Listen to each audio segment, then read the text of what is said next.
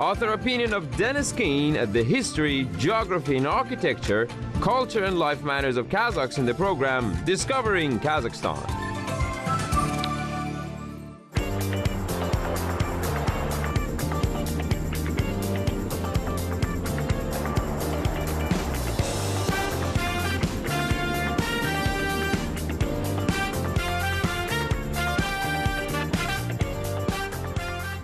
Salam, привет, and hello. I'm Dennis Keen, and today on Discovering Kazakhstan, we will be discovering the eastern city of Usk-Kmen. Founded in the 18th century as the Russian fortification of Usk-Kmen-Gorsk, this is a city that attracts visitors with its historic architecture and compact walkable center. Come along as we see what kind of surprises it has in store.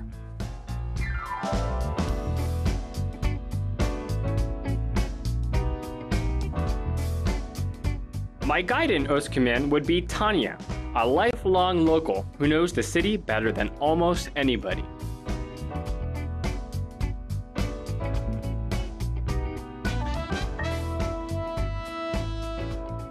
This is my second time in Usk-Kmen, and both times my friends have taken me straight to their most favorite part of town, a neighborhood called Strelka.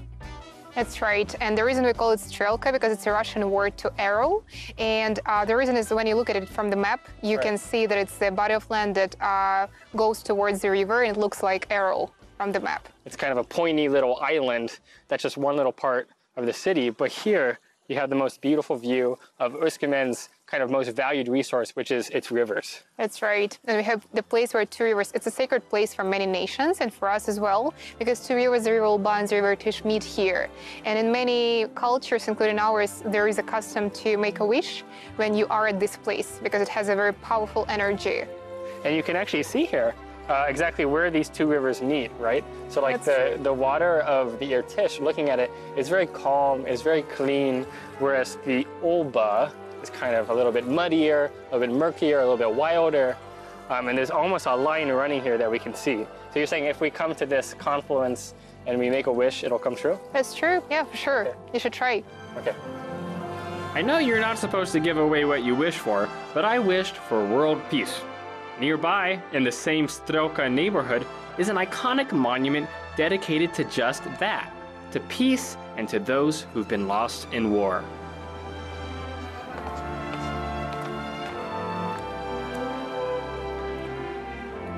Wow.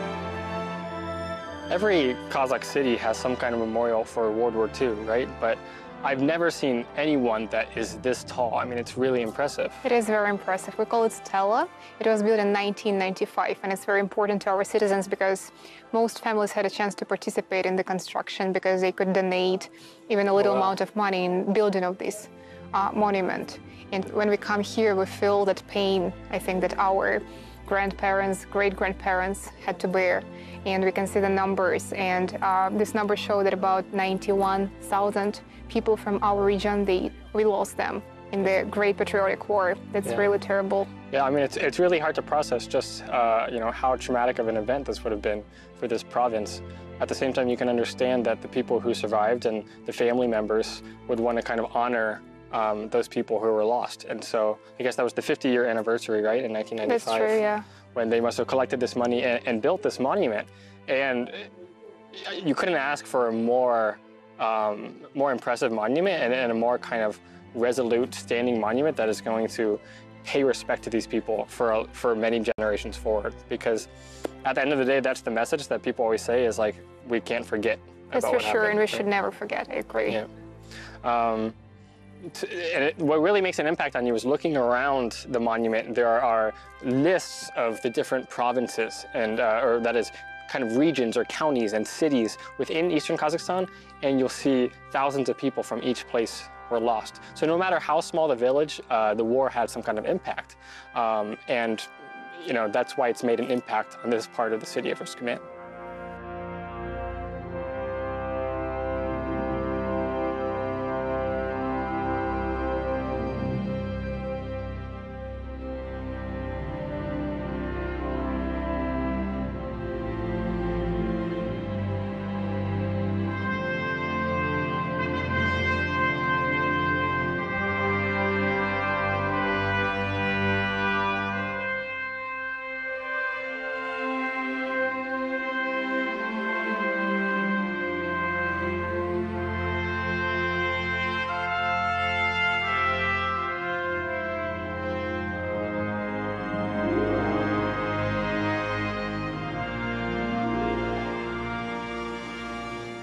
Tanya, there's something that you should know about me. It's that I am a huge map dork. Really? And when I see big, beautiful maps like this, I just can't resist myself. This is actually like printed on canvas, so it looks amazing. That looks great. So this must be an old map of Uсть-Kamenogorsk. It is, yes. It shows the old city.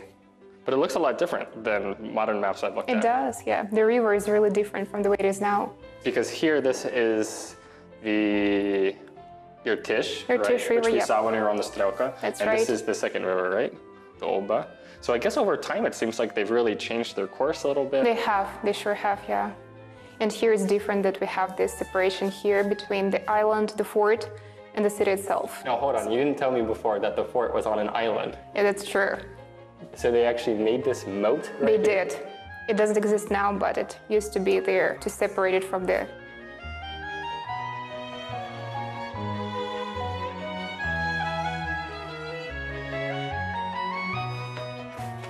Yeah, let's see what we have here. So here actually we have some photos of the center of our town. And here we can see some shops. And this is the very central part, the heart of our town.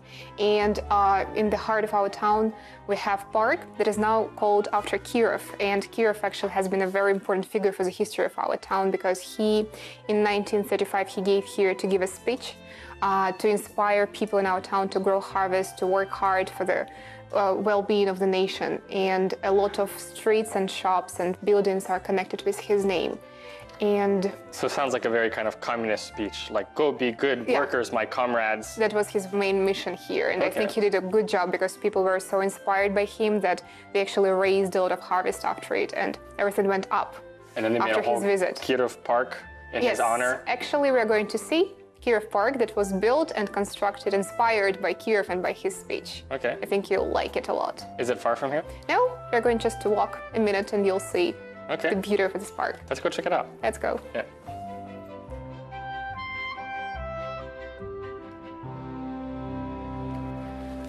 So I can see the park starts right outside the museum. Yeah, that's true. It's full of our old friends, the balbals.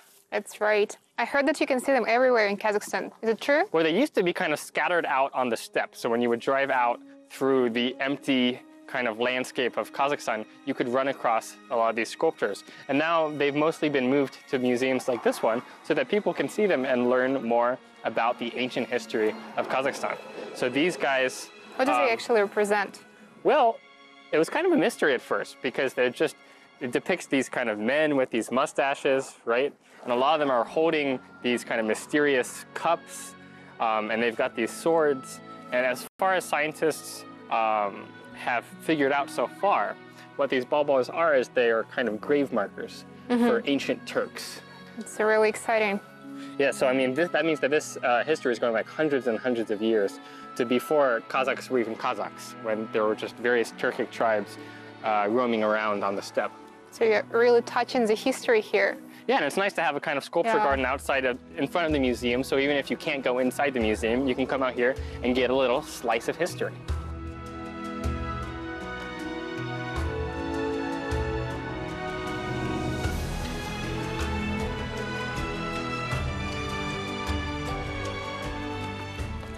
So I'm ready to make a declaration. This is the most beautiful park I've ever seen in Kazakhstan. Really? Yeah.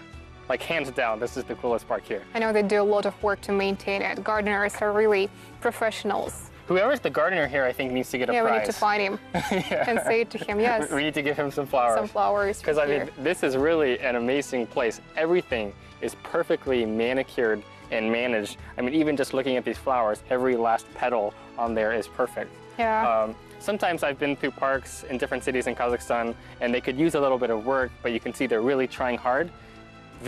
Everything is in its place. Like, there's nothing you could do to make this any more beautiful. Yeah, that's the chapel here. It was built as a tribute to the old cathedrals that was right here in this place, but was destroyed. This place decided to be reconstructed as a park. But here still we have a chapel to remember that we once had the biggest cathedral in our area. And it was very significant for people who lived here. Yeah. And for some reason, there are many versions why, but they decided to destroy when there was a decision to reconstruct it. So it's a Russian Orthodox? It was a Russian Orthodox cathedral, yes. It had very big domes that could be seen from far away. So it was many people, they came here And I think to preserve this memory of this cathedral, they decided to build this chapel in its place. Yeah. So people still come here and light some candles and remember the history of their town.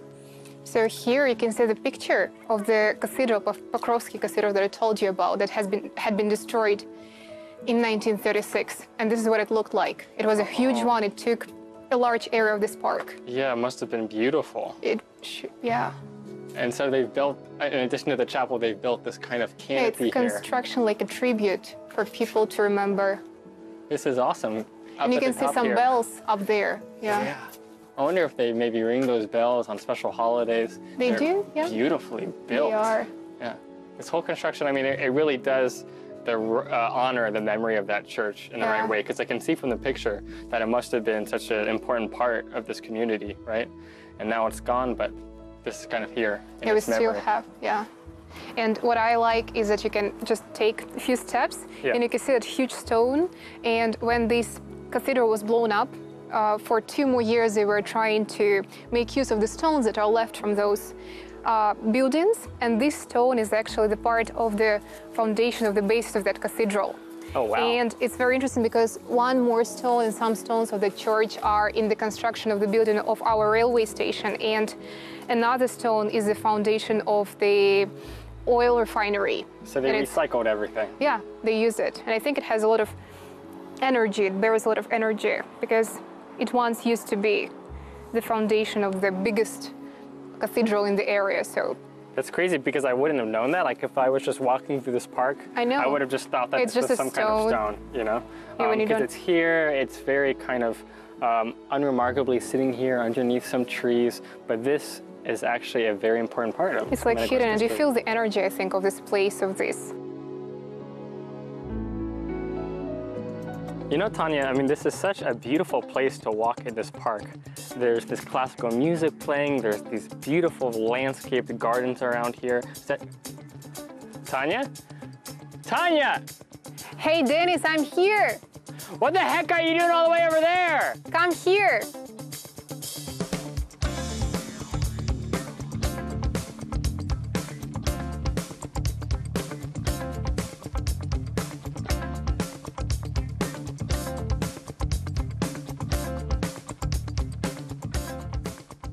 Hey! Hey! That was quite the walk. I know. Just wanted to show you the longest bench we have here in Kazakhstan. It's actually 80 meters, more than 80 meters long. It's a legendary bench in this park. Yeah, I believe it. I think this might be the longest bench in the world. I know. We need to check. Well, it's perfect. I wonder how many people you can fit in here. Yeah. Just in one park, you could have like a whole group of kids all around here. You know, a whole classroom could sit along here. Yeah.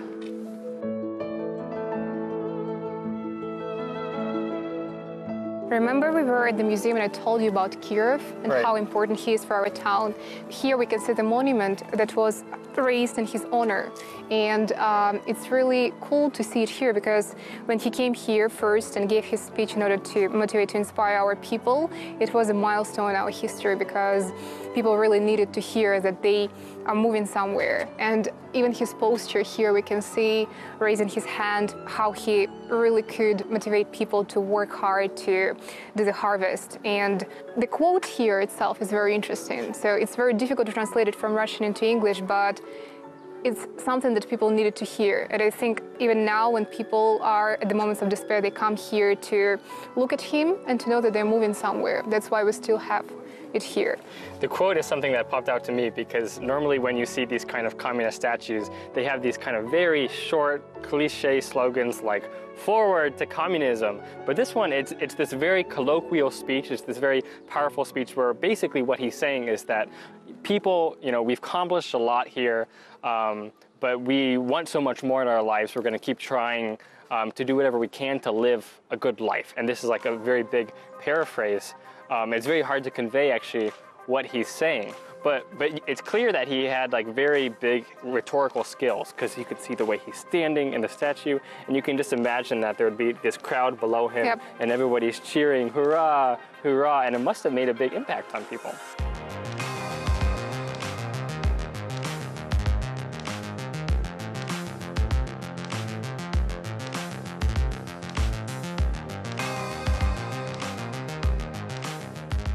So after a short walk from Kirov Park, we can see another famous park in our town. It's called Jambula Park.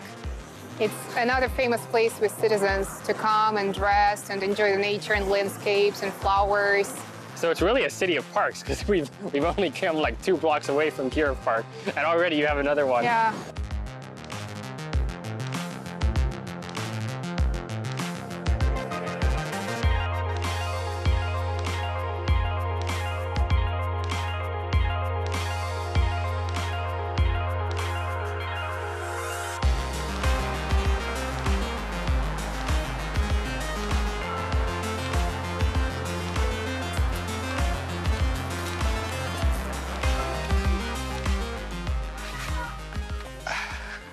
Good to be here in the park now. In some shade. Yeah. Yeah. So this is Jambul Park. As I told you, it used to be hay square in the old days, and horses would come here and eat some hay. It was quite dirty, and once again there was a decision made to transform it into something beautiful.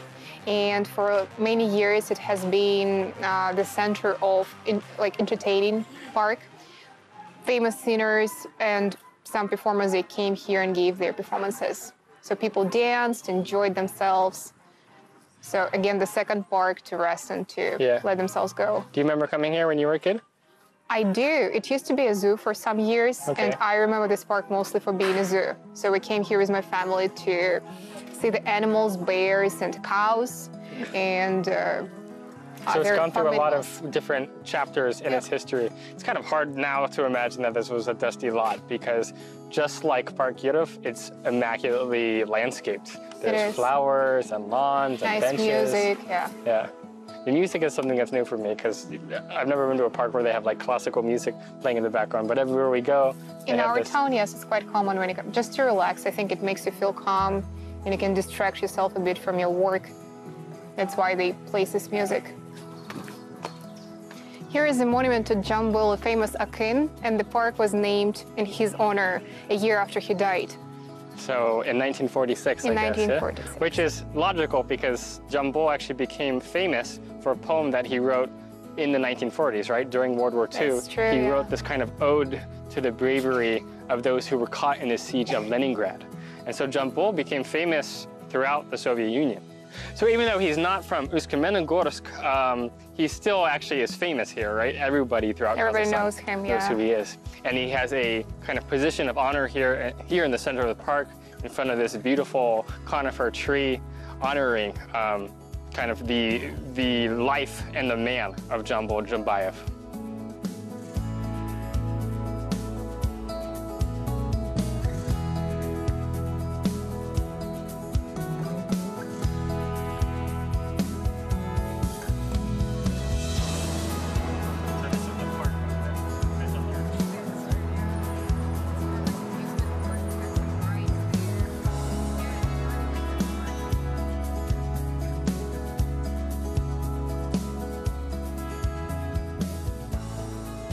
That's the building of the old church, and it has a lot to do with the history of our town because it's the first stone building in our town. And the whole complex of churches itself is very important because this is the place where Likharev and Peter I, they decided to set our town here, the first fortress in the area of these churches. And this was the only church in our town up until the 18th century when the second largest church was built in the area of the park, Kirov Park, which we visited. What year was this one built? This one was built in the end of the 18th century. Oh, wow. Yeah. It's really old. Before that, there were some mobile churches that were brought and taken away, but the first stone building was built in the end of 1881. If the exterior of the church gains its beauty from its minimalism, with its simple stone form and brilliant white walls, the interior is stunning in its detail. Golden icons, candles, and religious objects cover every surface, hypnotizing you with their ornate appearance.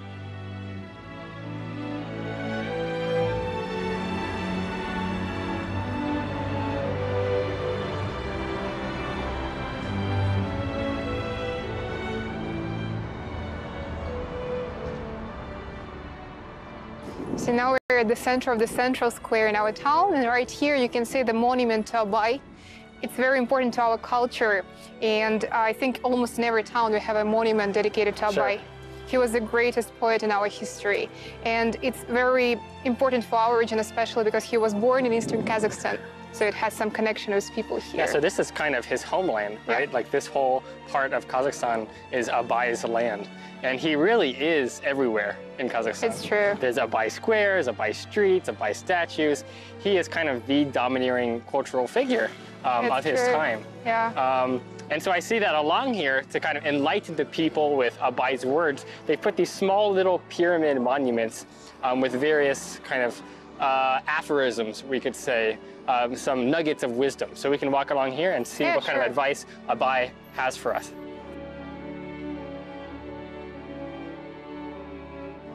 So Tanya knows that I'm a fan of Kazakh poetry and literature, and I've read Abai's most famous work, which is called Kara Söz, which means black words, literally, but it's kind of words of wisdom. And he has these various phrases of kind of wisdom that he gives out, and this is one of my favorites here. So it says, I like it too.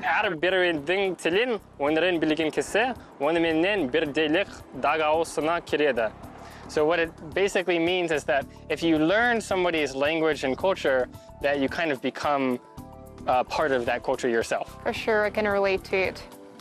So you know, because I moved here, I kind of learned about Kazakh culture. I tried to learn the Kazakh language. I do kind of feel like men Kazakhpan, like I am Kazakh.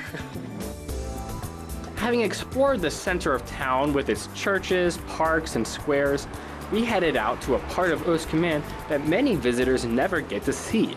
And we got there in retro style. Okay, Danny, I'd like to take you to a really cool neighborhood. And this is a tram ride we're taking now.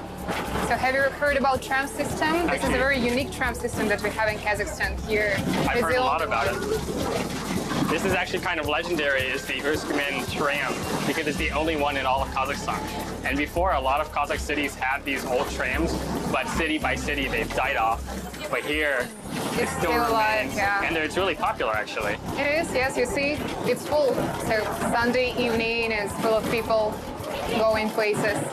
So we're going out to this special neighborhood that's near by the old metal factories. And so they have all these old buildings out there, and they have something called the Palace of Metallurgy. Yeah, we're going to see it just in a second. So somehow it's kind of appropriate. We're taking old-fashioned transportation to an old-fashioned neighborhood. Let's go.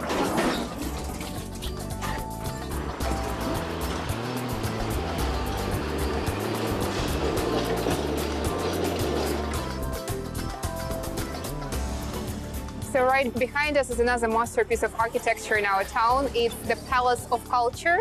It was built in 1957, and it was on the order of one of the biggest companies in our town.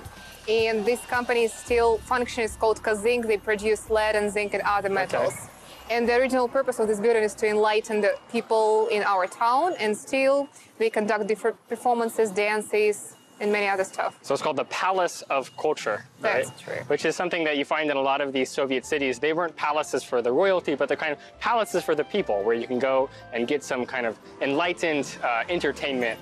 And it's very characteristic of the Stalinist period. So that's why, I mean, it's a lot different than what we've seen so far on our walks today, is that this is from this whole period in the middle of the Soviet Union, when they were building these big, beautiful, kind of neoclassical style buildings. It would be really fun if we could go inside and get a look. I think we can give it a try. Yeah, Let's try to go inside. Yeah. Okay.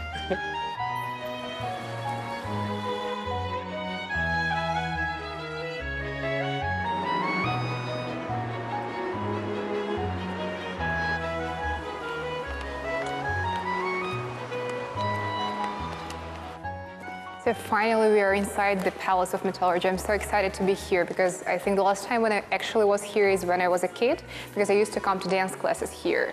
And I don't remember if I were that excited by all the beauty of this building, but it sure is very impressive. Don't you think so? Dude, you were lucky to come to this place, because I mean, it's called the Palace of Metallurgists, but it really feels like a palace, you know? It does. You have these grand columns here, these beautiful The ceiling chandeliers. is beautiful.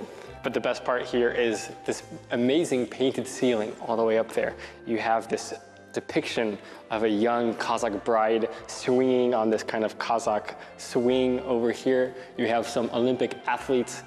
That must be you, right? The dancer? Yeah, sure. I think as a kid I imagined it was me. the ballerina leaping in the air. Yeah. It's really a beautiful sight to see, and really a relic that has been saved from this Soviet period, and it should be kind of kept as a treasure.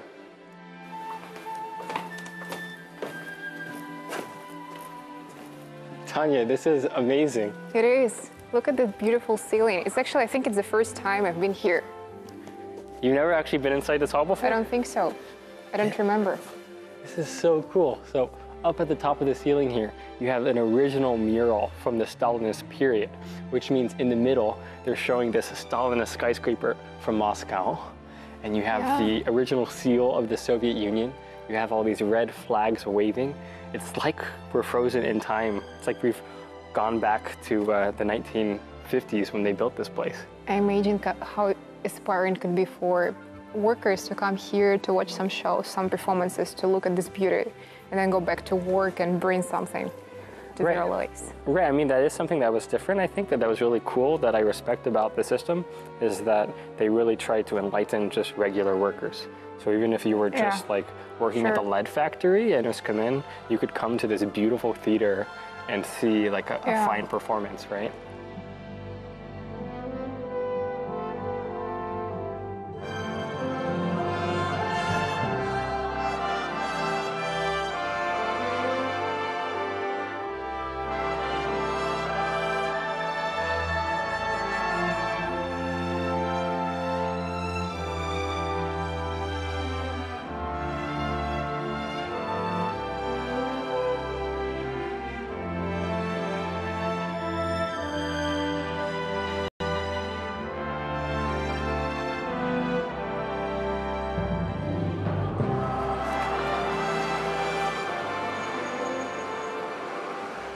So we are here close to the Palace of Metallurgists, and the neighborhood around is full of very great architectural masterpieces that belong to Stalin period. Yeah, this place is amazing. I know. Because we've been walking around the center of the city all day, which has these buildings from the 19th century, and it's a totally different feel. And then a lot of the city was built in the later Soviet period, where you have the kind of classic big concrete apartment buildings, right? For sure. It feels like you're in St. Petersburg, like all the buildings, they have this vibe. Well, they've got that bright color, they've got that beautiful ornament, and in a lot of cases you have these Kazakh patterns in them. We do. So it's really great just to actually walk around this neighborhood, right? Here you have a kind of arbat, so a kind of walking street, right? Maybe we can go over there, go for a stroll? Yeah, let's do it.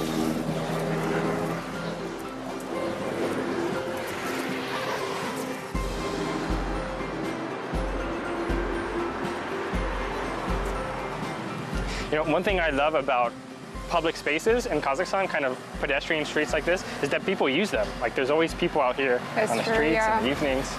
And so here, all along here, we have the signs of like the Eastern calendar. That's true, they were brought here all the way from the main square, when main square was reconstructed.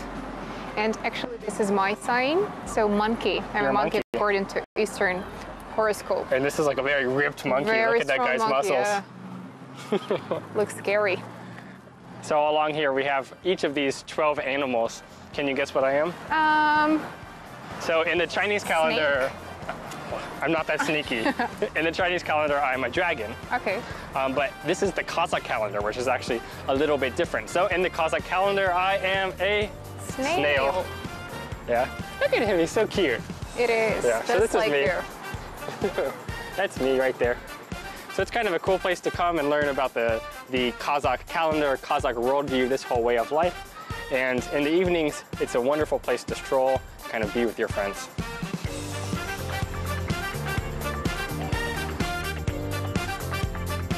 Well, Tanya, the sun is setting.